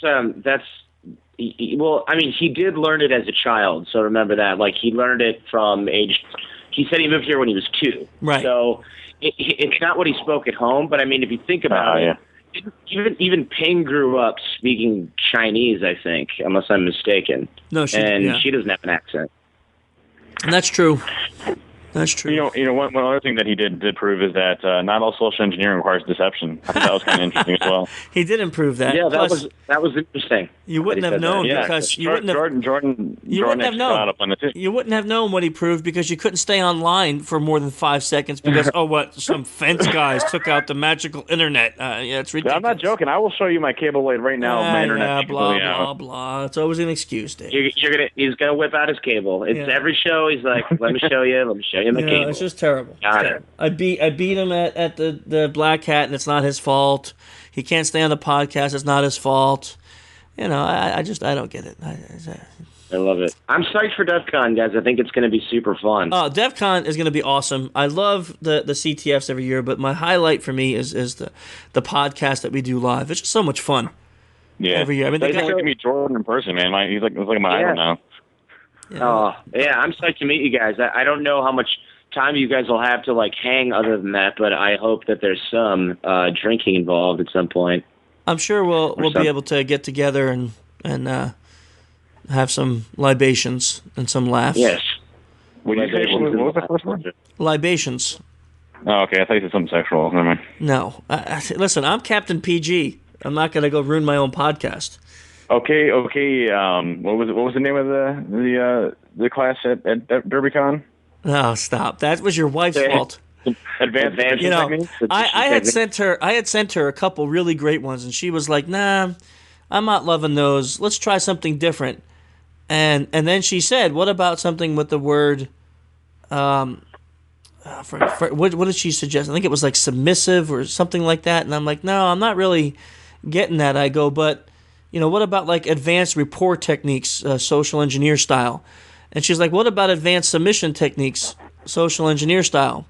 I'm like, "Yeah, okay, I can go with that." Not thinking, because it's never. She's for one, she's my wife. Okay, so let's just throw that out there. Yeah, and I should have thought about that, but I get tricked because she's so nice, and she's so pleasant, and she's so professional, and it's like not you, and then I get duped thinking, well, she's running this whole thing. She's she's a con woman. It's great. So I say yes, and then. The first, not even thinking. I mean, it goes by weeks, not even thinking. It gets on your website, goes on DerbyCon. Everybody's like, "Woohoo, that's great. We're going to go to this class." And then Jaded Security on ISD podcast goes off, basically, that I'm doing a S&M class. Well, I mean, that's what we're fully expecting now, so you better deliver. So can I take your class, or is that not something that I'm able to do? If you want to come to my class at Black Hat, you mean the 4-day one? Yeah. I will gladly tell Ping that we would like to have a spot for you in the class. Yeah, because I think that would be really cool. I wasn't sure if that was something that was legit, or is it going to be something where I end up screwing up the dynamic of the class? I don't know. I don't think you would screw it up. I mean, I don't think you would screw it up personally. What was that pause in there, by the way? No, because I was trying to think why he would screw up the class. You're going to come in as a normal student, and students come in with differing levels of skill. Some students come in and they have studied all this stuff for years and they know a lot of it and they're just there. I just did a class in the UK that literally there was a table of 5 psychologists, HUMNIT trained military psychologists. And I got so nervous, man. I got nervous. You got nervous? I got nervous. Because here I am, I'm teaching... Wait, how nervous? Is it like going to get your haircut from a girl nervous, or is it just normal nervous? Yeah, no, it was about that nervous. When you're introducing and you're saying, "Oh, hey, I'm Chris, what do you do? Nice to see you in the class, what do you do?" And they start telling me their job descriptions. And these people are all trained psychologists in HUMNIT, military HUMNIT, I'm just going, what? What are you doing here? Did you say HUMNIT? Yes. It's actually HUMNIT. I can't ever get... N in there? There's no N in there at all? There is an N in there. There's not? In HUMINT? HUMINT. Well, okay, yeah, there's an N and INT, but what you're saying it is HUMNIT. I know, I have a problem pronouncing that the right way. I'm sorry. Oh, okay. All right, I just wanted to make sure that you knew that you messed up on that. Yeah, so they do HUMINT or HUMNIT or whatever, as we're calling it, professionally, so you're like, oh no, everyone's going to be judging me. And at the end of the class, I got surprisingly high ratings, even from those guys saying they learned a lot. And that even though they knew a lot of the stuff, what it did is confirm that the way they're doing it, like the way I feel about Mike's podcast right now. Like listening to Mike talk, here's a trained FBI an interviewer and polygraph examiner, and he's confirming that, Jordan, what you're doing and what I'm doing in class is the right way to go. Oh, yeah. That's kind of and like, he's got, 20-some years of experience, you said? 27 years. Yeah, that's crazy. So that's really nice validation. Cool. To me, it's nice validation. Well, especially because a lot of people think that what we do is so hokey, it's cool to have somebody be like, actually, that's all based on principles that we used to stop, Al-Qaeda. Well, you know what gets me? And little guys. And I just had this discussion with someone who's really heavily into NLP, and NLP gets a real bad rap. I mean, to the point where I'm thinking of dropping using the phrase. It's really that bad? Yeah, it's really that bad. And the reason is when you look at NLP and you type it in Google and you go to YouTube, all you get is the goofy, dumb videos of someone tapping some chick on the shoulder and all of a sudden she can't tell what color her car is. Or, he this one guy hands this guy a wad of paper and somehow convinces him it's $100 bills and buys like a $4,000 bracelet with a wad of paper. Just really, really silly stuff that, and it makes NLP look really, really horrible. When if you just look at the basis of NLP, it's just persuasion and influence, which we all believe in. So, and the way it was started with Bandler and those guys back in the 60s was as therapeutic, as therapy, psychology, and it worked. But now it's associated with like trickery and stupidity. So I agree that in your field, Jordan, that the problem comes in too is that a lot of the guys that do what you do are so focused on like these peacocking, negging, the whole 9 yards that I think it gives everybody in your industry a bad name. Bad rap, yeah. Yeah. It makes everyone seem like a jerk. Well, 100%, yeah. Yeah, it's just me. But really, it's just me who's the jerk. Yeah, I agree with that 100%. No, I don't. Not at all.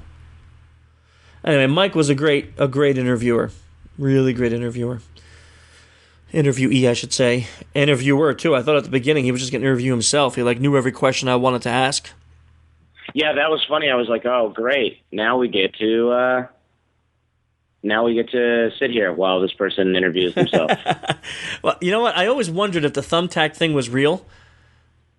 So did I. I was like, there's no way that some dumb thing like that works. And it does. And it does. And the funniest thing is, it's like, I almost wanted to be like, wait a minute, you don't want to let them make them take off their shoes because I'm like, this guy's a prisoner and also it's national security. So asking someone to take off their shoes, who cares if it makes them feel like, Yeah, I'm thinking I'm not a prisoner and TSA makes me take off my shoes.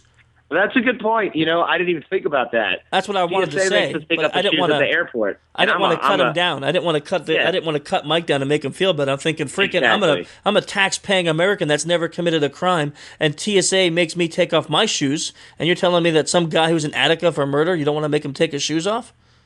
Screw that. Yeah. I know. Make him come in a loincloth. I mean. Basically, we're getting strip searched with those machines at the airport. So what's the difference? I know. That's a good point. I didn't even think about that. Yeah, like we're law-abiding people, and I got to take my shoes off. But it's sort of the dumbest thing in the world because you're like causing yourself a ton of pain, and you're bleeding everywhere. And it's kind of like, you knucklehead. What the heck? I guess and if I guess it would depend. I mean, to me, it would depend on the outcome of the interview. I mean, if the interview meant I'm going to be tortured or imprisoned for life, maybe a little bit of pain with a thumbtack isn't so bad. Right. If it was me trying to trick a polygraph just to trick a polygraph, there's no way in heck I'm sticking a thumbtack in my toe. No. Yeah. Not gonna happen. Not gonna happen. Not in a million years.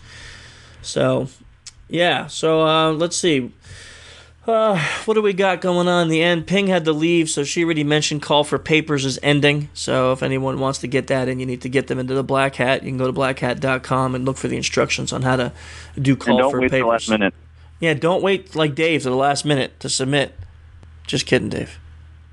Come on, Dave. Come on. I'm mad at you, dude. You blame me for the keyboard typing, and it wasn't even me. I apologize sincerely. I know, but still, it's the thought to count, man. I apologize. So right to me. You said you forgave me. You can't bring it back up once you forgive someone. That's like you're like I can't even use the phrase. It's not politically correct. Yeah, I know what you're going to say. You're going to say something about the native population of North America. It's such a terrible phrase too, if you think about it. Yeah, I know it is, especially because. The phrase is erroneous. Basically, what everyone's like, oh yeah, those. Yeah, but it should be like white man giver. It's like no. It's the phrase comes from us, our ancestors hosing them on deals, not the other way around. Yeah, yeah. I mean, but it sounds like the other way around. You say like Indian, it makes it sound like the Indians were the guys who took everything back. Yeah, no. In essence, we should be saying you're a white man giver. That's what you are, Dave. You're a white man giver. Now there's other phrase. It doesn't have the same ring to it. I stopped paying attention to what you're saying. Yeah, it doesn't matter, Dave. We were just talking bad about you, so it's okay. Oh, okay. It is kind of a funny exercise, though, in blame, because I'll admit, when I heard the typing, I was like, well, it's not Chris because he's talking. It's not me. It's got to be Dave. And then I was like, well, why did we both just assume that it wasn't Ping? And the reason is, honestly, like we could say, oh, well, you expect her to know better. But the truth is, it's because she's a girl. Yeah. That's really it. It is it is strange, man. Psychologically, I have to agree with Jordan. That is strange. I didn't even enter my mind that it could be Ping because she's so she's like such a perfectionist about how things go that she'll tell me, like, mute my mic. Wait. What are you saying? What are you saying about me? I'm not a perfectionist. You and me are similar. This is why we argue so much. I mean, we go 100 miles an hour. We're doing 100 things at one time. You know, we do everything that we do good, and that's what makes us who we are. But I mean, you know, we do a million things at once. Ping is like ultra focused, and she's a girl. She's a girl, so she's automatically better. Right, dude. That's fine. You know, I'm sorry, but it's just the way it is. Well, it's like if someone farts in an elevator.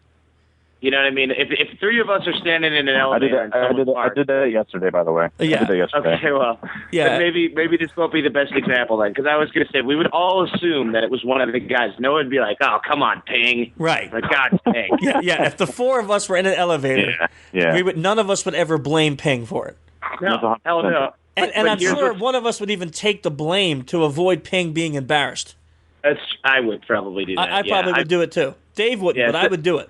And then we're all sitting there like, who farted in the elevator? And all three of us are like, it was me. And then we're like, okay, now we need to get out of this elevator. If all three of us did that, we need to hit the alarm and crawl out. We simultaneously lit a chain reaction of farts that spawned each other's to continue to go. Man. But here's what's going to happen now in Vegas.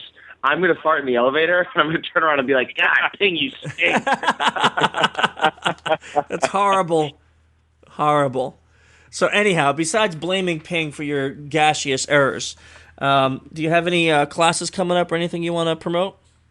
You know, we sold out in New York, and our programs coming up in July and August are almost sold out here in LA. But we've actually had a lot of guys come from the SE podcast page and from listening to the show. And the thing is we've got a lot of audio. We've got our online academy and stuff like that I think is great for a lot of these social engineer basics, because we have the online academy. It's called the Art of Charm Academy, and you can find it at theartofcharm.com/academy. And we teach nonverbal communication, body language, vocal tonality, eye contact. A lot of the concepts are broken down into little drills and exercises so that guys can start to learn this stuff on their own.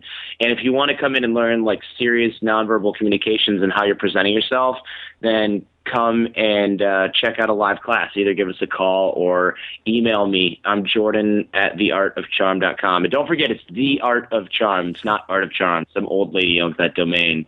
So we need one of the hacker listener guys to like hook us up with that domain, you know. Yeah. I don't think you're getting help from us here. The social engineer the contest for the Art of Charm is to talk this old broad and selling us her damn domain. Is she like adamant about not selling it? Don't listen to Jordan. That's not the contest. It's so funny. She's like, it's my book, and I have my book on there, right? And I'm like, no one's probably bought that book in 30 freaking years. And it's like she's this ancient woman who lives in Texas or something. And originally we contacted her. We're like, we want to buy this domain. And she goes, I went to your website and I saw the pictures and you guys are ugly. I'm never selling you my domain. So yeah, whatever. So anyway, the guys can email. That was a ridiculous tangent. Guys can email me. Yeah. And talk about the live program stuff as well. And that's like a master's degree in social engineering geared towards meeting and attracting women, which is pretty awesome. So if I do say so myself. You could check that out. Dave, when is there a call for papers that's ending sometime for Derby? No, call for papers still go for a little while still. You have quite a few months though. We're not going to close until end of August. Okay, so you got call for papers. Anyone interested in speaking at Derby or training at Derby? Yeah, call for papers are open. Tickets are on sale. Training is on sale. So all of those are open right now. So definitely get your tickets. How are the ticket sales for Derby going? Ticket sales are going great. We're definitely up from last year from where we were. I mean, I think a lot of popularity around that, and definitely going to be a big year this year. That's for sure. Awesome. That's great. I got to be ignorant and be the guy who says, "What's a call for papers?" Oh, if you want to, yeah, go ahead. If you want to do a submission to talk at our conference, you submit in a specific format that has the name of your the talk and the description and outline, so it kind of gives you an idea of what you want to speak on, or what the people. Oh, cool. Yeah. Okay, so it's not like an academic research paper that I would have to submit. It's like a proposal for a talk. Yeah, small. It should take you like 5 minutes. Oh, okay, cool. Because I was all like, man, it would be cool to give a talk. Too bad I'm never going to write a white paper on a subject. No. And you should come speak, dude. That would be really cool. We should talk offline about what I could speak on, because I think that would be really rad. Yeah, it would be kind of cool. And I'm sure there's a jet going above me, so I stopped talking. Sorry. Oh, okay. I was like, and yeah, that's a crappy idea. Yeah, no. I didn't mean that. Damn it! He's interested, and I didn't even mean that. There's right next to an airport. So there's a jet going right above me as you were saying that. So I had to mute for a second. No, I was waiting for him to be excited. Because I'm like, I think that's a great idea. I think it would also open up. That's an awesome idea. Seriously, we would love to have you. And I think it would open up your market to a whole new field of like the podcast has and other things. But you'd be in front of people, and they'd get to. Yeah. Hear what they'll hear in a class. It's a great sales pitch for a class. I agree. It'd be really. I think it'd be a lot of fun. And you can name it Advanced Submission Techniques. Yeah,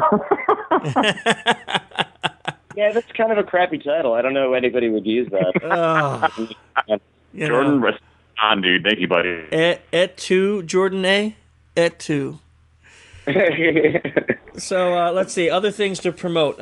Once again, please, if anyone's interested in being a sponsor for the DEF CON CTFs, the SE CTFs, we're looking for one or two more companies or people to sponsor us. So please email me at defcon@social-engineer.org for information on that. What does that mean? Sponsorships. That's an excellent question. Thank you, Jordan.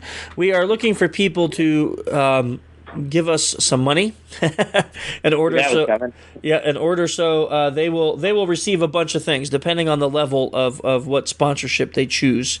Their names will be plastered all over banners, t-shirts, websites, podcasts, newsletters, as well as in the report. And that's the report's the big one. The first year we issued the report, we had about 100,000 downloads. Year 2 we had over 220 downloads, and this year there's some really big stuff going on. We're going to get covered by some major media, and we worked a deal out with CSO Magazine that part of the report will be reprinted in CSO Magazine, and then it will be there'll be a link to download from that. Same panelists as before and everything. No. The whole format has changed. Oh yeah. Yeah, this year not the full format, I shouldn't say, but the judges this year are going to be me and Eric and Dan. So the SECTF is going to be a little different this year because of the battle of the sexes. So each target is going to be assigned one male and one female contestant to call them. So that's going to be a big difference. Yeah, what we've normally done every year. That sounds like fun. Yeah, it's going to be interesting because we're going to be able to take now the same target and see who did better, male or female, against it with the same set of flags. So that's interesting, and we have, I think, as of now, even this changed in the last hour of doing the podcast, hour or two, we have 5 or 6 women signed up, and there's probably like 50 or 60 guys. And we're only choosing eight people from each gender, maybe 7 people from each gender, depending on the time slots. So there's going to be a lot of disappointed guys. Sure. But the registration will be open for another week or so, and then of course the kids CTF is going to be the same concept as last year, except way harder. The one thing we got from all the families last year that participated in the kids CTF was that it was too easy, and they want it harder. These kids wanted it insanely difficult. So we're coming up with challenges that will make the kids cry a little bit. We hope so. That's awesome. Yeah. So we're planning that out, part of it. Can you hear me with dishes still? I'm sorry. Yeah, I can hear you doing dishes. Is it okay? Is it okay if I continue to do dishes on the podcast? Yeah, I don't care. All right. So if you just keep in mind, if you want to join the CTFs, do it soon. Sponsorship, if you're interested, please contact me ASAP. And if you're a designer and you want to make a T-shirt, get that in. You got 3 or 4 more days. So let's see. Have you asked Digi for? Yeah, I did. I asked Digi. He sent me a design, which I think he meant as a joke. It's hilarious. I'm gonna put it on the site, but it's basically a picture of me. Does it say the world's #1 hacker? No, it doesn't. It says something like if you $1 million reward if you see. It's like a wanted poster. It's a little disturbing. I love it. I'm voting for that for sure. It's a little disturbing. I'm voting for that. Anyhow, so they'll be up on the site. I'm going to use my entire Twitter population and everybody I know, and I'm going to write scripts to make sure that one gets wins. That one wins. Come on, no cheating. Everybody listens to this podcast. Please vote for that picture of Chris on a T-shirt. No, vote for the one that you like the best. Don't listen to Dave. That one legitimately wins. I mean, you're gonna have to do that, right? I mean, it's the contest rules. I'm gonna have to. I guess it's So you heard it here first on the Social Engineer podcast that the new T-shirt design for the Social Engineer capture flag for DEF CON 20 is going to be a picture of Chris. No, that's not necessarily the case because you know what? I'm going to write scripts that are going to vote for something else. Well, my scripting languages are much better than yours, man. No offense. Well, that is true. I will agree with you there, but I will just block your IP address. No, I was going to say I'm going to use all the Tor exit notes for it. I'll be blocking Tor from my website for next month. So you know Tor ranges, huh? Shut up! I'm moving my websites to China where everything's blocked. So, okay. So let's see what else. Dual Core. Check them out. The closing music, man. Control. They will be playing at DEF CON. DerbyCon. Awesome. That's great. So check them out at DerbyCon as well. That's wonderful. Yeah, we'll be checking him out there. And just remember, guys, I beat Dave at the Black Hat contest, so this is just a wonderful day for me. My feet are doing the happy dance, as Mike would say. Just to all the listeners, I'm very disappointed in you guys. Just letting you know. And to my students, remember, you're getting free book from Dave, signed, autographed copy of his book. Some obscenities in it. It's fine. Yeah. I can't control what he writes. I cannot control what he writes. So I will. Maybe some photoshopped images of Chris, glued into the book, but that's fine. I apologize in advance for anything that he writes on the cover or the inside cover of the book. But you are getting a free book from Dave, so that's wonderful. Does that appear? And free man hugs. So that's also a nice. Free man hugs, you're right. Yeah, that'll definitely be a part of that. Yeah. So we look forward to that. Okay, I guess if there's nothing else, then thanks for listening this month, and we'll talk to you guys next month. That's right. All right. See you guys. Somewhere else to be. Because I'm confident. Like I'm in a hurry. Like I've got work to do. Like I'm going places. Welcome one and all to this fun competition. Except nobody knows if there's any opposition. Face so friendly, smile disarms. Everything's good, no cause for alarm. Cause I'm like you, and likewise the same. But for you this is work, and for me it's a game. Give a thumbs up if you know what I'm saying. Next round starting, believe that I'm no signal, my battery is finished. Hey, could I go and use your phone for a minute? Thanks, yo, I had to make a call to play it down while my rootkit exfilled your data to the cloud. Plan to stall, stand appalled, gotta take my time scanning all your systems, the ones you didn't wipe. Scamming y'all, I got terabytes of drives. Cannonball in the dumpster when I dive. Black and white, all the info with the details. And what type of person really prints out emails? Still intact, all the sentences and questions. I mean, paper shredders really aren't that expensive. Yep, we want it all, the kit and caboodle. It's not that impressive, I just know how to Google. Found the CEO with the social network name, sir. Nope, it's dual core, we're just leveraging the framework. Welcome one and all to this fun competition. Except nobody knows if there's any opposition. Face so friendly, smile disarms. Everything's good, no cause for alarm. Cause I'm like you, and likewise the same. But for you this is work, and for me it's a game. Give a thumbs up if you know what I'm saying. Next round starting, believe that I'm playing. Welcome one and all to this fun competition, except nobody knows if there's any opposition. Face so friendly, smile disarms. Everything's good, no cause for alarm. Cause I'm like you, and likewise the same. But for you this is work, and for me it's a game. Give a thumbs up if you know what I'm saying. If you know what I'm saying.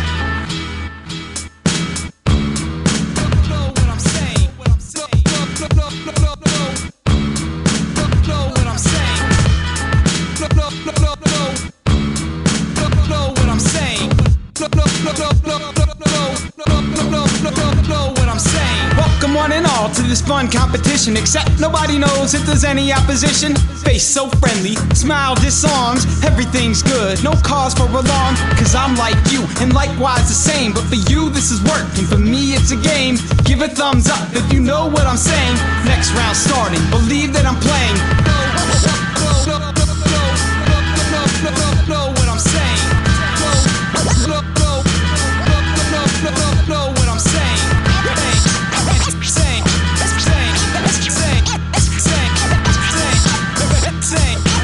Give a thumbs up if you know what I'm saying.